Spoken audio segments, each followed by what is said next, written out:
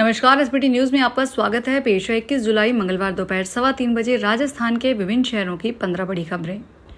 राजस्थान कांग्रेस में जल्द ही नए संगठन का ऐलान होने जा रहा है। प्रदेश कांग्रेस कमेटी की नई टीम पर अंतिम मुहर लगाने के लिए पीसीसी चीफ गोविंद सिंह डोटासरा दिल्ली दौरे पर हैं। बुधवार को भी कांग्रेस के राष्ट्रीय अध्यक्ष मल्लिकार्जुन खड़गे और संगठन महासचिव केसी वेणुगोपाल के साथ अंतिम दौरे की बैठक करेंगे।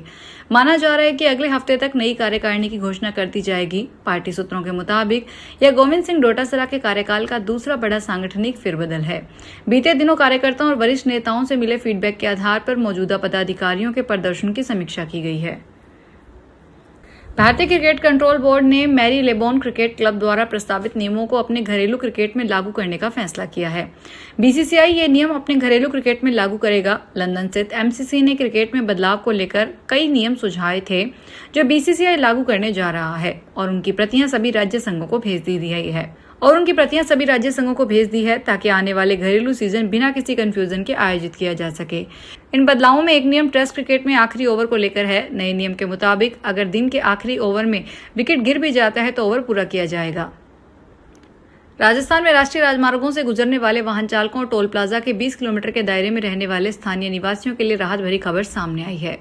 दरअसल भारतीय राष्ट्रीय राजमार्ग प्राधिकरण ने डिजिटल इंडिया विजन और यात्रियों की सहूलियत को ध्यान में रखते हुए अपने आधिकारिक राजमार्ग यात्रा मोबाइल ऐप पर 2 बड़े डिजिटल फीचर्स लॉन्च किए हैं। इनमें पहला ऑनलाइन डिजिटल लोकल पास और दूसरा मार्ग मित्र हेल्प सेंटर है। दिल्ली के मुंडका बकरवाला टोल प्लाजा से शुरू की गई यह हाईटेक डिजिटल लोकल पास सुविधा जल्द ही राजस्थान के जयपुर, कोटा और अजमेर जैसे सभी प्रमुख टोल प्लाजा पर प्रभावी कर दी जाएगी। इस नई व्यवस्था के राजस्थान में लागू होने के बाद स्थानीय लोगों को पास बनवाने के लिए अब टोल प्लाजा के दफ्तरों के चक्कर काटने और मैनुअल कागजात जमा करने की जरूरत नहीं पड़ेगी। जयपुर के रामगढ़ बांध के पुनर्जीवन को लेकर राजस्थान हाई कोर्ट ने सरकार को गंभीरता से काम करने का निर्देश दिया। कोर्ट ने कहा कि अगर सरकार में इच्छा शक्ति हो तो रामगढ़ बांध को दोबारा जिंदा किया जा सकता है। बेंच ने बांध को पुनर्जीवित करने के प्लान के साथ जल संसाधन, सिंचाई व राजस्व विभाग के सचिव और जयपुर विकास प्राधिकरण के अधिकारी 23 जुलाई को व्यक्तिगत या वीसी के माध्यम से हाजिर होने का आदेश दिया। लगातार खराब मौसम और भारी वर्षा के कारण श्री माता वैष्णो देवी यात्रा आज मंगलवार को भी पूरी तरह से स्थगित रही।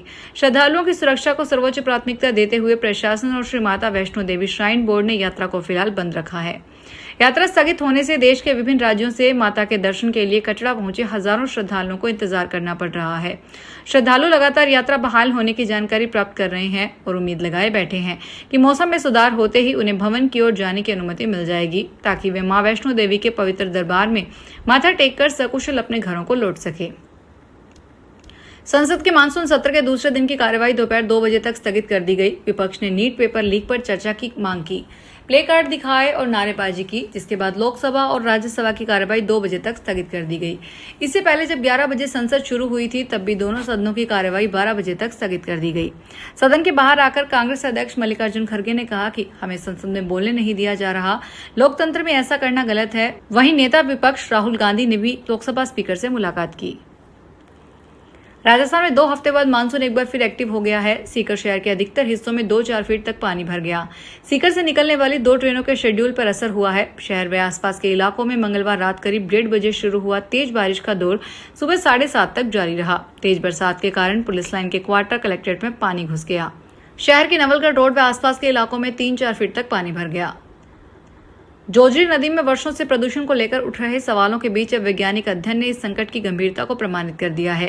जयनारायण व्यास विश्वविद्यालय के प्राणीशास्त्र विभाग तथा अन्य विश्वविद्यालयों के शोधकर्ताओं के संयुक्त अध्ययन में सामने आया है कि जोजरी नदी का पानी न केवल पीने योग्य रहा बल्कि सिंचाई के लिए भी असुरक्षित श्रेणी में पहुंच चुका है। जोजरी नदी के 6 स्थानों से हर सप्ताह लिए गए पानी के नमूनों की जांच में अधिकांश भौतिक व रासायनिक मानक भारतीय मानक ब्यूरो और केंद्रीय प्रदूषण नियंत्रण बोर्ड की निर्धारित सीमा से कहीं अधिक मिले। राजस्थान के पूर्व मुख्यमंत्री अशोक गहलोत ने नई दिल्ली के जंतर मंतर पर प्रदर्शन कर रहे युवाओं पर हुए कथित लाठीचार्ज को लेकर केंद्र सरकार पर तीखा हमला बोला। अशोक गहलोत ने कहा कि जंतर मंतर पर शांतिपूर्ण तरीके से प्रदर्शन कर रहे युवाओं पर लाठीचार्ज किया जाना बेहद दुर्भाग्यपूर्ण और निंदनीय है।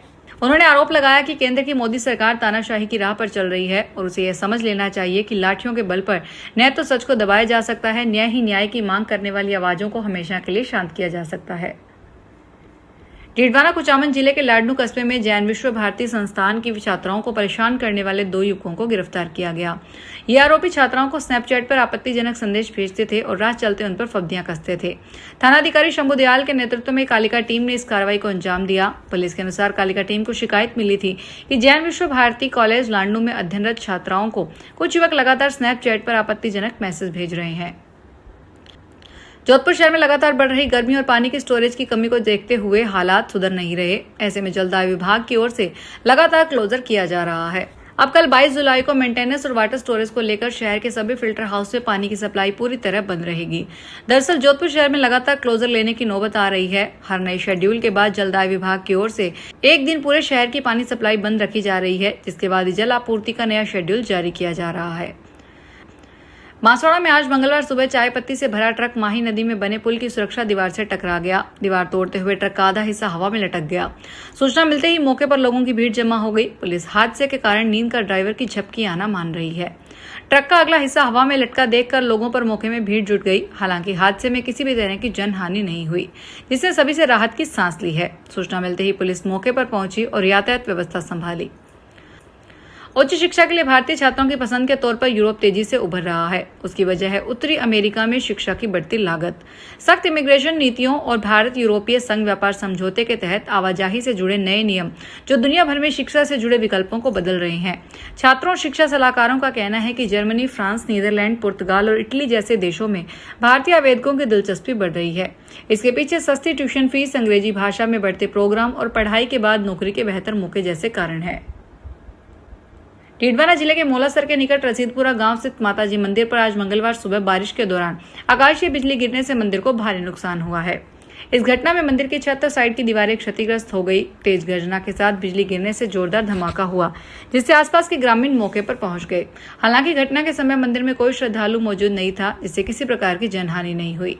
ग्रामीणों ने प्रशासन से मंदिर को हुए नुकसान का सर्वे करवाकर आवश्यक सहायता उपलब्ध करवाने की मांग की है।